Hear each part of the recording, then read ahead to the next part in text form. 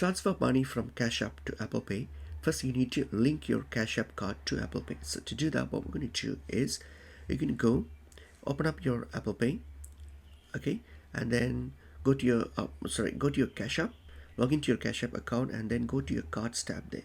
Click on the Cards tab once you've logged in, and then once you have the cash card, you won't exactly see the same screen as this, because if you don't have a cash card, then just set it up. It's free.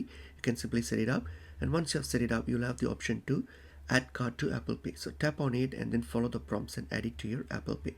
Once you have added it to your Apple Pay, now go to settings on your iPhone and then go and select your Apple Wallet and Apple Pay. Tap on it and then make sure you enable your Apple Cash. So you see Apple Cash there, toggle the switch and turn it on. So once you have turned on this Apple Cash, now go to your wallets option here, click on your wallets option, okay, click on your wallets option and select your Apple Cash. And now what we're going to do, once you have this Apple Cash here, once you have it already set up, you're going to click on the three dots here on your Apple Cash. Click on the three dots on your top right and then select Add Money. So you'll have the Add Money option there.